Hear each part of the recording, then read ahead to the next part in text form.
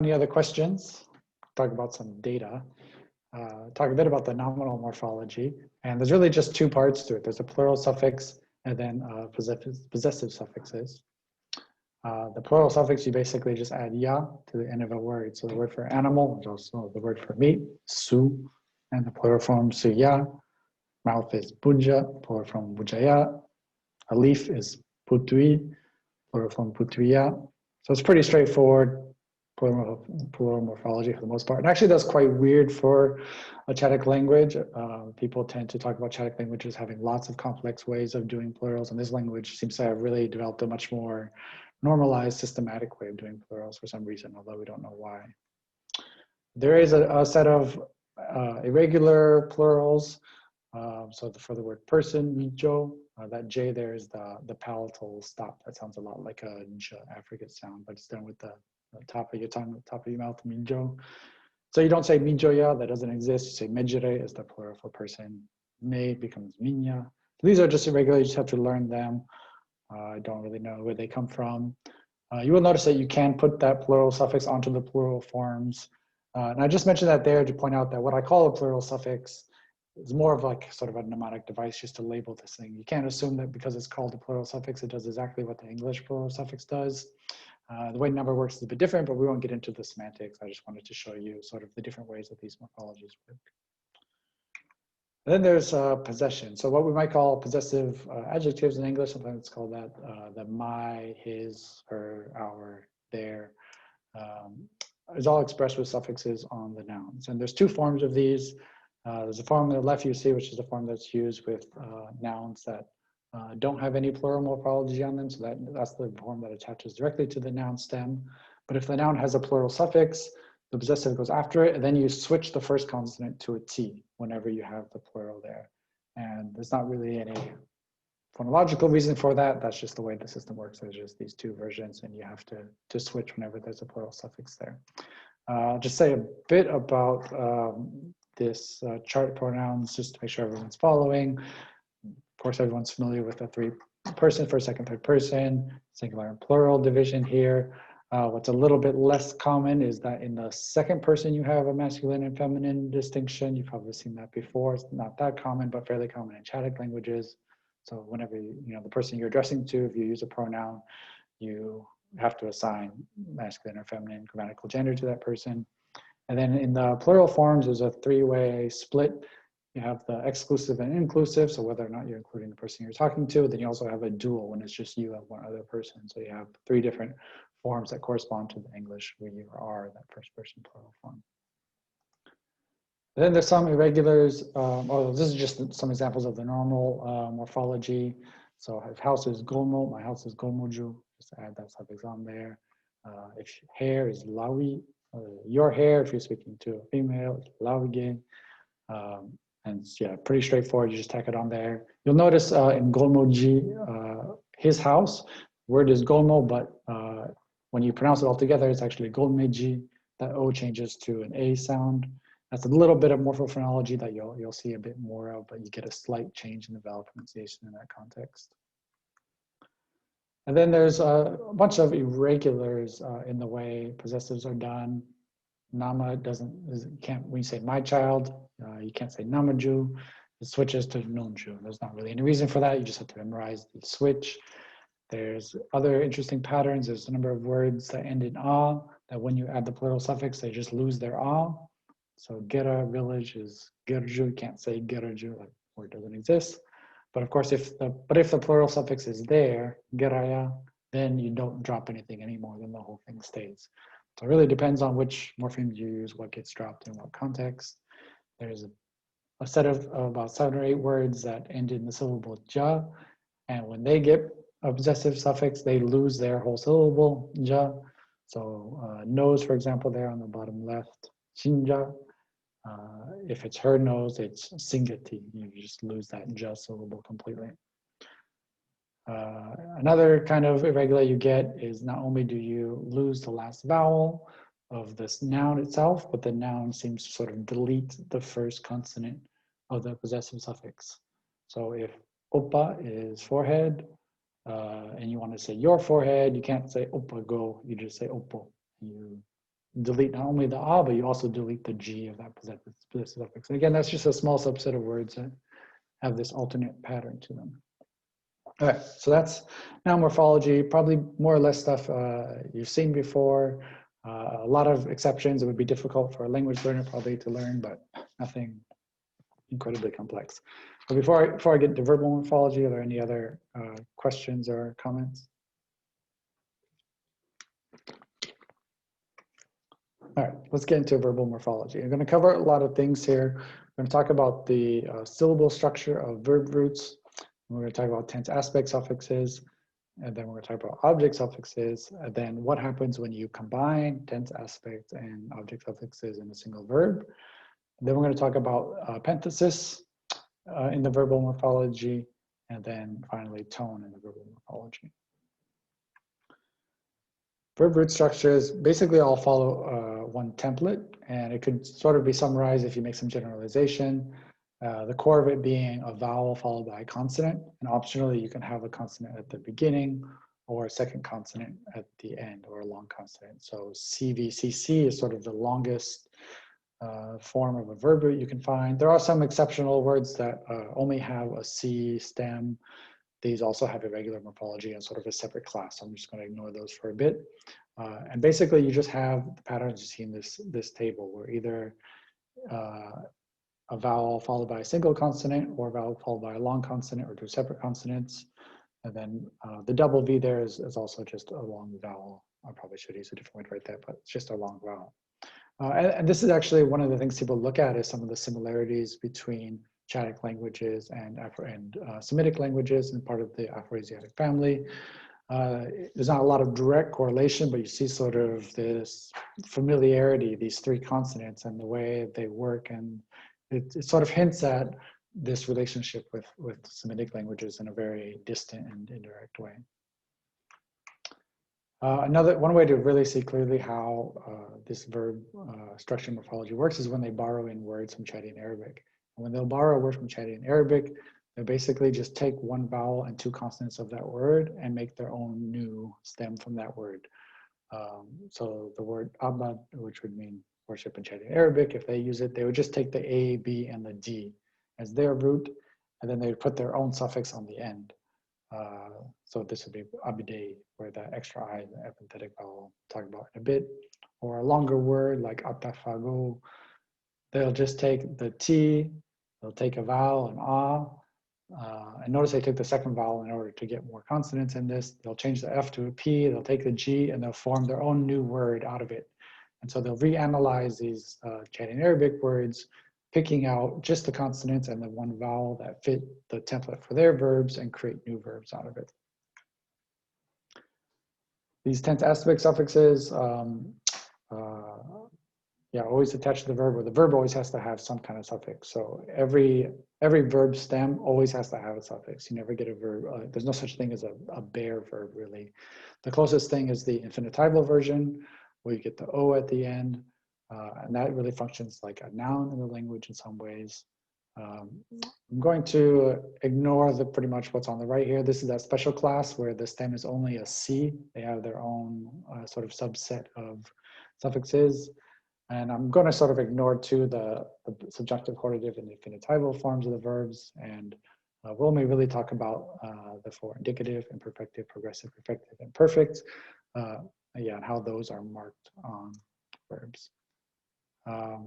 Just to give a brief hint as to what these labels are and why they're there, the imperfective form is sort of used in general for things that are continuous. The end of this activity is not specified. So kadei would mean like he's walking. It's not really defined. It's just happening. It can be used for things in the past, habitual things in the past. So in the second example, in my childhood, I swam in streams, something I did habitually. Bune, that verb bumo, has an imperfective suffix on it to say it's just something that happened from time to time.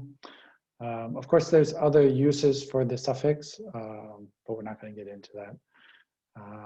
The progressive is similar in that the progressive also refers to things that are ongoing, but it's really specifically used for things that are currently happening. It's happening right now. And so if I'm leaving you right now and I want to say I'm going, I would use the progressive form in kolga.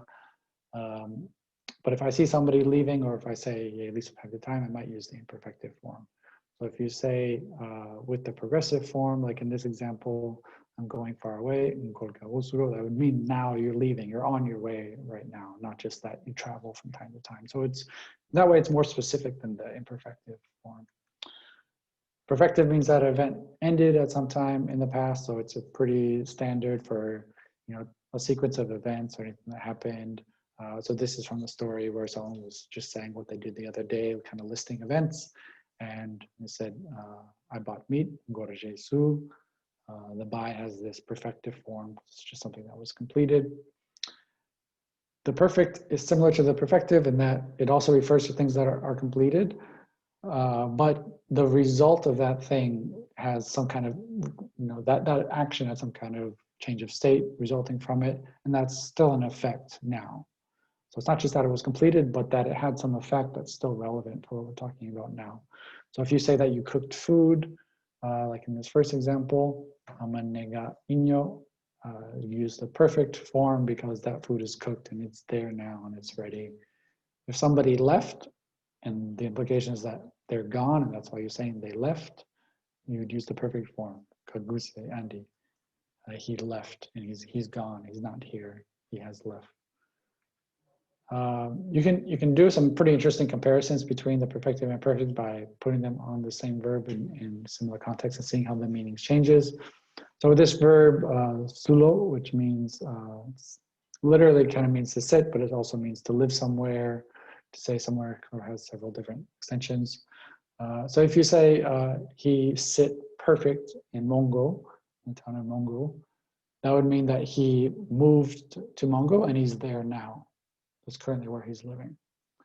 If you say he sits perfective, like in the second example, to Mongo, that would mean he did live in Mongo, but the implication is that it's not currently a thing anymore. It's something that ended in the past.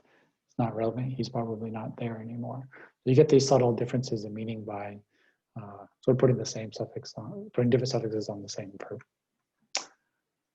Now, in addition to those tense aspect suffixes, there's also a series of object suffixes. And so these, try not to spend too much time talking about the function of these suffixes, but they do what object pronouns do in English. So they have this pronominal function, I saw it or whatever, or he saw me, you would use these pronominal suffixes. They also have an agreement function where they can co-occur with a noun. But several different functions, but we're just focusing on where they fit in the morphology. So in the morphology, you have your verb stem, your tense aspect suffix there, which is what the TAM, tense aspect mood, that abbreviation stands for.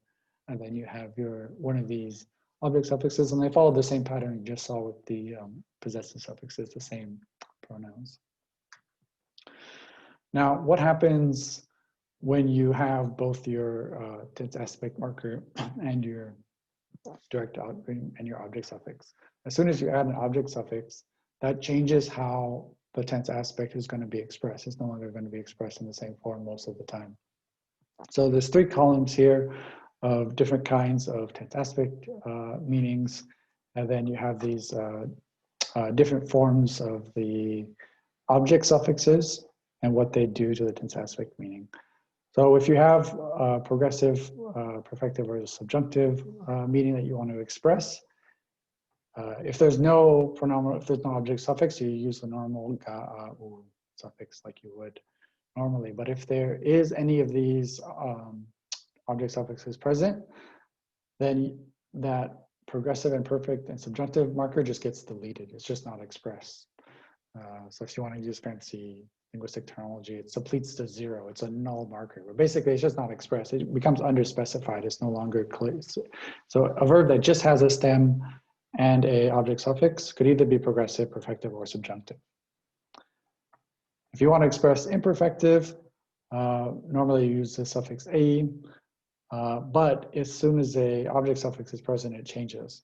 And most of the time, it changes to, I'll get to it later. Most of the time, it changes to a, except for when you have a third person singular masculine object, you get a different pattern.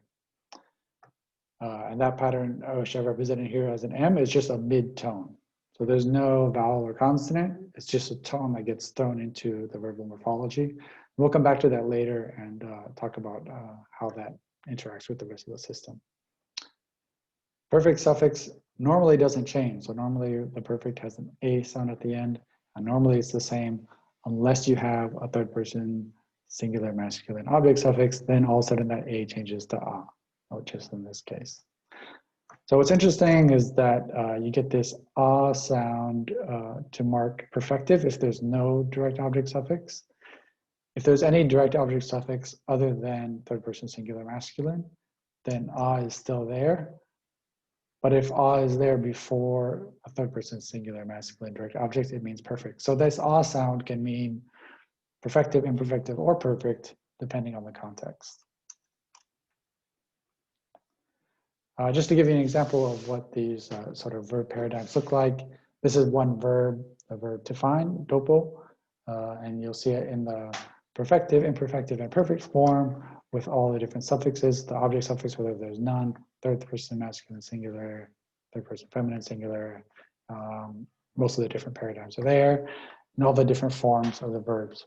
And so this is maybe half of the forms that a verb can have, just looking at the object suffix and the tense aspect marking. There's other pronominal suffixes that can go on verbs that I won't talk about today, but you can already start to get a picture of just the scope of the verbal morphology, how many different forms one particular verb can have depending on what morphemes it's being combined with. I'll mention this here too because in this form you see this vowel E or U pop up in these forms here. And I didn't put this as part of the actual suffix form. So you have a root that's DOP in this first example, and then you have a suffix that's ga. And some people will say dopka, but other people insert a vowel there just to make it follow the rules of the syllable structure of the language. And so these are the epenthetic vowels, the vowels that get inserted in order to follow the rules of the sentence of the language's morphology or syllable structure, and basically make it the word easier to pronounce. Vowels that get inserted in at a morpheme boundary. At least in this language, it's always at a morpheme boundary, and it prevents you from creating syllables that aren't allowed or don't exist in the language. So if you have a root like this word coop, and the stem is G-U-P-P, well, a long P is what that double P is, and you put on a suffix ga, and this is one of those suffixes like the perfective that doesn't have any kind of material in the middle between them. Well, you can't pronounce 3 consonants in a row in this language; it's not allowed. And so you insert that vowel at the E at the syllable at the morpheme boundary, and it becomes 3 syllables. Kupiga. You sort of save your pronunciation that way. And then the one we just talked about, you have DOP, and then you add that GA syllable after it. Well, most people don't want to pronounce dopka. It's because the sound P, these plosives or stops aren't supposed to show up in the coda or at the end of a syllable. And so you insert the vowel sound E, and it becomes the beginning of a new syllable, and you have a 3-syllable word. But some speakers don't really care. They'll still say dopka, at least in this situation. So there's certain times where people will sort of flaunt the rules and break it a little bit. And this PG combination is not a combination you'll find in any nouns or other words in the language. But in this particular place in the verb morphology, certain speakers will allow it and keep it to a 2-syllable word rather than doing sort of the, correct or more systematic thing of inserting a syllable in order to preserve the kind of syllables or words that you normally have. So that's one kind of optionality that you find in the verb morphology. This dopiga and dopka, it's the same word, same meaning. No, there's no semantic difference here. The only difference is speakers choosing whether or not, how much they want to hold to the syllable structures and preserving the syllable structures of the language, or whether they want to just have a word with fewer syllables, and they can pick either one they want. Another kind of change you can do for a similar reason to preserve your syllable structures. So with this verb nyam, which means to steal, or nyamo, it has a long vowel in it, so I've represented that there with 2 A's. When you add the GA to it, you have a problem because you want to break this word up into syllables, But you don't want any syllables that have two vowels plus a consonant at the end. That creates a syllable that's too big, too heavy, and that's just not allowed in the language. And so one way to get around that problem is just to drop one of the ahs and just shorten the vowel. And so this can just be pronounced as nyamga with a short a. And so you save your syllable structure by shortening it. But there's an alternative way to do that too. You can also do a parenthesis here if you want to. And so if you add the parenthesis, then you can keep your long vowel. You don't have to delete one of the vowels. And it just becomes a 3-syllable word, nyamika. But you can never do both, right? You'll never do both vowel shortening and a parenthesis because there's no motivation for that. Once you shortened it, you don't need the parenthesis. Once you've added the parenthesis, you don't need to shorten it.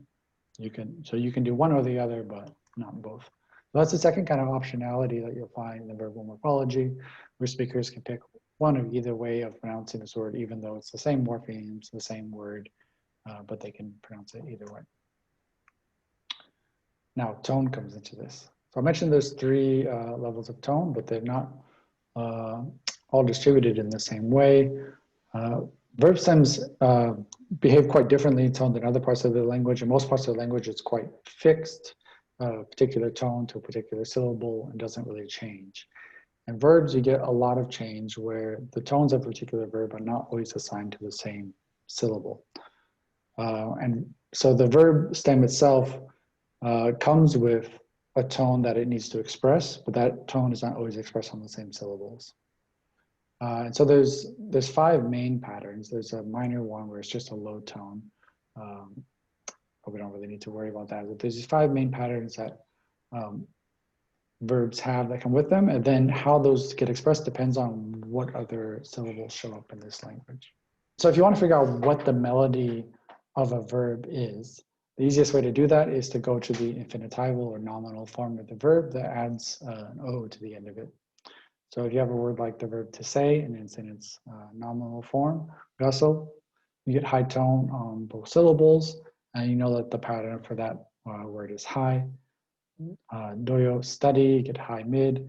And so whenever you just look at this infinitival or nominal form, you can see what the pattern is for that verb. Because it will just assign its melody to those syllables. So what happens when a word has more than 2 syllables? So the stem of this word, the word to forget, its stem is CVCC, and those 2 consonants, the T and the Nya, the palatal end sound, they can't be pronounced back to back because the T is not supposed to be at the end of a syllable.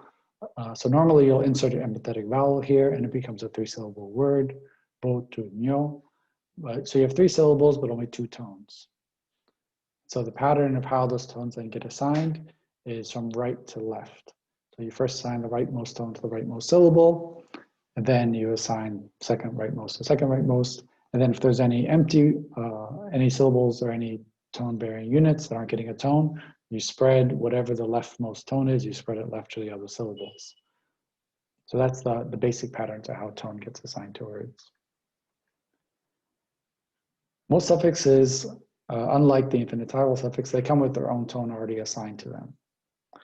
So for example, this 3rd person singular masculine object suffix, ga, comes with a low tone assigned to it, and it doesn't change. So it can't take any of the tones from the verb stem. So if you have a verb stem like to bury, kumbo, but then you get this BG combination, and so you can add that epenthetic vowel, you can still express all of the melodies of the verbs. So the low over here is connected to this suffix, and that doesn't change. But you have 2 syllables available, this kum and the vi, and you can assign the high to vi and the kum to mid. In a similar setting, you can see a bit more of why tones aren't actually assigned to syllables. They're assigned to tone-bearing units, and a syllable can have more than one of those. So in this context, wolaga, we have 3 syllables, but we have 4 tones, because there's 2 suffixes, this imperfective and this object suffix, each come with their own tone. Wolaga. But notice, so this Object suffix has its own tone that doesn't really change. This suffix here is actually just the that's a suffix that has its own tone, the mid-tone, that doesn't really change. And the verb has a low and a high that it wants to assign. But in this case, it has a long vowel, so it's able to assign the high to one of those vowels or vowel units or mora of the vowel, and then a low to the other one. So you end up with a long vowel that has a rising tone. But this is just because of the way the tones get assigned to this particular long vowel. If you had the same verb, wolo, without any suffixes on it, you would not have a rising tone on the first syllable. It would be high on the last syllable and low on the whole long vowel. But once you have suffixes that don't give room for those tones to be expressed in other syllables, they can get squished into the same syllable and pronounced on that long vowel. However, this is only the case with long vowels and then certain other sonorants in certain contexts. So if you have a short vowel followed by a plosive, so in this context, we have the verb tidine, and we have our stem and then two suffixes. Each of the suffixes have their own vowel. The stem is just one syllable. It doesn't have a long vowel, but it has two tones. In this case, what happens is the rightmost tone gets dropped. It doesn't get pronounced. And it just drops one of those and assigns the second one only. So I'm going to come back to where I mentioned that there were certain cases where the imperfective meaning was expressed with just a mid-tone. So here we have two words which look very similar but are slightly different in meaning and pronunciation. So again, this is the root kumbo, to bury. If you have this verb, just this stem, K-U-M-B, and you attach to it this object suffix, and it's one of those meanings like the perfective where the tense aspect doesn't get pronounced, where it's not specified, or there's just no really marking of the tense aspect. In that context, you can add the epenthetic vowel, like you see in the middle, this vowel E. And then you can assign the tones normally one to one, right to left. The ga already has its low suffix. The epenthetic vowel gets the high from the verb stem itself, and then the mid, the second one, goes on the first syllable, kubiga. Now, if you want to express imperfective, the only thing you change is that you add this extra mid-tone into the mix. So all of your syllables, all of your consonants and vowels are the same, but you've added another tone in here. So now you have 4 tones that you want to express across these 3 syllables. And now a new strategy has to be used to express these. The low gets expressed in the same way on that object suffix, but you have this mid one now thrown in. That mid one takes the epenthetic vowel, so that's no longer available to anything else. Now you have a mid and a high that you need to express somehow. And so in this case, those two get squished onto the first syllable. The high is expressed on the nasal because the nasal is a sonorant sound. It can express tone itself. You can have this tonal contrast on nasals, and that's that's fairly common actually in the pronominal system of Barayin. You have nasals that are only differentiated by their tones. And then you get sort of end up with this rising on this particular syllable because that extra mid shows up. But if you don't have that extra mid, if you're not expressing imperfective meaning, if you're expressing, say, perfective meaning, you end up with a simpler and different tone pattern on the verb itself. That was a lot of information and a bit complex and a bit quick, so let me pause to see if there's any questions. Or just to check that everyone's awake. I know it's early there. I want to come back to those optionalities that we talked about, whether you could, those cases where you can optionally do epenthesis, and look at how that interacts with the tone system. So there's situations where, because of what's going on in the tone system of the verb, that influences the way people speak words, or otherwise they would have different options on how they would pronounce the word. So to come back to this word to find, dopo, we already looked at how if you just have that object suffix on there and there's nothing from tense aspect, you just get that null or zero tense aspect. You have a choice either to add that epenthetic vowel, dopiga, in order to preserve your syllable structure, or to just drop it, dopga, I have a shorter word, but with sort of syllables that are kind of bad and not really supposed to have those kind of syllables in this language. Now, what happens when you want to insert this imperfective meaning, which in this context, the context of the third person singular masculine object suffix is pronounced just with the mid-tone. So now you have your same basic material in your underlying phonological form, these two syllables, but you have now 3 tones. In this context, speakers strongly prefer and really kind of reject the shorter version. They strongly prefer the longer version where you do the epenthesis and reject the version where you don't do the epenthesis. The shorter one, you can't pronounce one of these tones has to get dropped. And actually, as soon as you do that, the distinction between these 2 words disappears. You can't get all the information on there. In the longer forms, you notice that dopiga, this is high, high, low, and this one is high, low, low. The mid changes to low in this context for reasons I'm not going to explain. But you have the tonal difference, you still preserve the contrast. So where there's optionality in some contexts between a longer and shorter form, once you add another tone, and there's this sort of invisible tone that you want to express, the optionality disappears because you want to have enough syllables, you want to have enough tone-bearing units to put all of your tones on. And if you make it too short, you can no longer express those tones, you lose part of your meaning.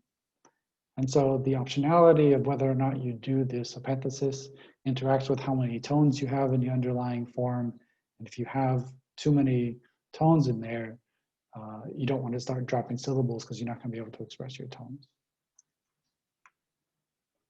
So similar case for the other kind of optionality we looked at, where you have the option of shortening syllables. So this is the verb to fish, seb with a long vowel. You have 2 choices on what you want to do with this verb. You can either add an epenthetic e here, sebiga, or you can shorten the vowel sebga. But again, this is the version with only 2 tones. If you add another tone into the underlying form in order to express this imperfective meaning, this optionality again disappears. Because in this shorter form, you only have 2 places where you can put a tone, on the a and on the a. This plosive sound b and g, these are not viable places for expressing tone. You only have 2 places, but you have 3 tones you want to express. So it's better to do the epenthesis. Then you can express all 3 of your tones, your high, your mid, which looks like a low here, but it's underlyingly a mid and low. So in conclusion, the way a verb form is produced and pronounced depends on this complex combination of what are the morphemes that you actually want to use.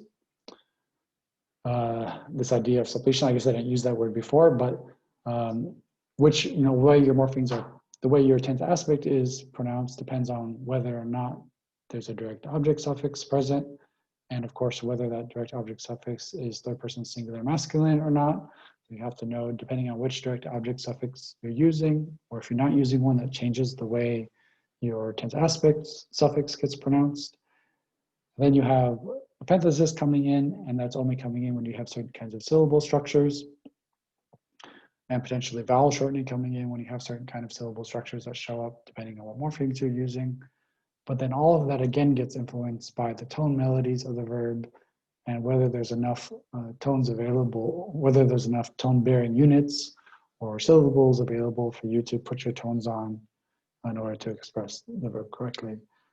I mean, and a bit of what's amazing about this system and the complexity of it is that it's difficult to analyze. It's a bit difficult to explain here, but for a speaker of this language, for a native speaker, of course, this all happens in a fraction of a sentence. This all happens like intuition for them. And as children, of course, they learn this naturally. They have no problem learning the system, learning all these different complex parts, and producing these verbs without ever thinking of it or even being aware of the complexity of the patterns involved in what goes on when they just want to say a single verb. To give you a bit of idea of how much work goes into trying to analyze a system like this, I went into the spreadsheet where I had transcribed all the different forms of these verbs working with consultants, and this is more of an interview context. And we had listed about 1,800 forms, 1,800 particular verb forms in order to get a grip on what's going on with the patterns, because you have to control for what are the different possible tone melodies, what are the different possible combinations of consonants and suffixes in order to get a whole idea of the whole spectrum of what's going on in the morphology. So when you're starting from scratch, it takes a lot of work to build up the kind of data that you need to really find the patterns and test your patterns and see if that's what's actually happening in the system. So serial verb constructions, I'll leave it to Daniel to try to figure out how to define these things, but just to give a brief idea that I'll focus on the semantic part of it here and try to enter into the topic that way. Languages often have particular constructions, morphosyntactic constructions, or combinations of words and particular morphemes on them that are used to express motion prior to some other activity or event. And English has this, where we have go plus a bear verb, sometimes called go get construction, or my favorite name for it was go fish. And we say things like let's go eat. And we say that all the time, and it seems very, very normal and natural, but without thinking of the fact that this is quite a specific and restricted construction. So for one example, you can't put other verbs in there. You can't say let's sit, eat, let's talk, eat, not even let's run, eat, let's saunter, eat, even if it's a motion verb. I mean, there's nothing else you can put in there. It's very restricted on what verb you can use in this context. And it's also restricted in terms of its morphology. You can't use anything but the bare form of the verb. You can't put this sort of present marking on it. He goes, eats, that doesn't work either. So we have this very restricted way of expressing this meaning of moving or changing location before doing some other action. And Barayin has something like that too, this kind of prior motion construction, but the structure of it, the form of it, matches this group of constructions that we call serial verb constructions. And these are basically, to simplify a bit, these are constructions where you put two verbs together, but both verbs are going to have this identical morphology. And typically both verbs will have the same kind of morphology as if they were being used on their own as the main verb of a sentence, but now they're just put together. So it's like the he goes, eats construction, basically, in terms of its morphology. So as an example from a Barayin text, and this is a story where they're talking about the history of how the different villages were set up from here to there and where people were put to set up the villages. And as he's telling the story, he goes through and he says, they go put somebody in mutiki. So kole jale, go put, and looking at the morphology of this, both of those verbs have that imperfective suffix on them, identical marking on them. Then next sentence, having on the butiki, they come and put at dungur. And again, the morphology, say jale, same morphology in both verbs. Come, put, again, same morphology. Go, put, same morphology. So these are examples of serial verb constructions expressing this prior motion meaning. And when you have this kind of expression, there's a whole lot of other syntactic reasons why this really is a special kind of construction in the language. This is not just coordination without a coordinator. There's a lot of other things going on that I won't talk about. So just, you have to believe me at this point that this is really something unique. But you have this general pattern where you do need to have not necessarily identical marking, but concordant marking that agrees in tense aspect on both verbs. Because of course, when you have forms of the way tense aspect changing, depending on whether or not there's a direct object suffix on one of the verbs, that affects the form, but the meaning still has to be there. So in this first example, kole nyakati, what you see is the first verb, kole, has the imperfective suffix ei. The second verb has an imperfective marker that's not the same form, but it's the same meaning. This is the form of imperfective that's used when the direct object is present. So they both have tense, they both have the imperfective suffix, even though the forms are different. But what also happens is that you get all of those cases where the tense aspect isn't expressed on the verb when the object suffix is there. And so that's like the second example. They came, found the valley of Belili, sadopti. That first verb, sa, is marked as perfective. The second verb doesn't have any marking on it, so it's underspecified in a way. But we can sort of assume that it's perfective because there's no reason to assume that it's progressive or subjunctive here, right? We could just assume that there's nothing here, it's unspecified, but it's assumed to be the same as the verb that comes before it. There are two exceptional patterns. And in one pattern, you can have a perfective verb followed by perfect verb, and the other pattern, an imperfective followed by progressive. So in this first example, kola nyaraga, the first verb is perfective. And the second verb, nyaraga, is perfect, even though it's an a. You have to remember because this is the third person singular object suffix that changes the form of a to mean perfect in this context. Say a perfective followed by perfect. Then you also get examples that are imperfective followed by progressive. Kakule topiga. So the first verb imperfective, the second progressive. You can't flip the order of these. It's only in this order that it happens, and only these combinations, either in text or by actually going through an interview and checking people's judgments about other combinations, only these combinations are acceptable. So why should that be the case? This is a bit more abstract, and don't worry if this kind of is going to be explained really quickly. It's not going to be on the test, but I think there is a semantic motivation for these exceptional patterns, and that the progressive and perfect, the ones that show up in the second part, are more specific counterparts of imperfective and perfect. I talked about that a little bit and what that means. And the reason that makes sense is because I want to say that the marking on the first verb, the tense aspect marking that shows up on the first verb, is really a kind of agreement. It's just agreeing with whatever is supposed to be there on the second verb. And when you're doing agreement, I don't know how much you guys talked about agreement, but if you're doing agreement in your morphosyntax, it's okay to give less information than the thing you're agreeing with has. You just can't give contradictory information, right? So for example, like the English third person singular s at the end of verbs, like he goes, she goes, that agrees with third person singular. You can't say you goes, they goes, based on standard English, but it doesn't care about gender, right? It doesn't care if it's he, she, it goes. So in that sense, the verb agrees with your subject, but it doesn't agree with the gender part of it. The grammatical gender doesn't care. So what I want to say about these verbs is that the first verb is agreeing with at least part of the meaning of the second verb. And here's a way I sort of try to conceptualize that by looking at it in terms of binary features. I want to say that this perfective and perfect are the same, that they both have this idea of not being continuous, being something that ended, right? So they're minus continuous. And so they agree in that feature of minus continuous. But what they don't agree in some other part of their meaning, I'm just calling that plus present here, whatever that means, but this part of the meaning, that means that there's this ongoing aspect, that part they don't agree with. But because they have partial overlap, where the perfective is a more general version, the perfective can agree with the perfect in the verb morphology. And the same pattern for imperfective and progressive. They're both, say, plus continuous, if you want to think about it in simplified binary terms. But progressive has some other special meaning to it. And so that means that imperfective can agree with progressive.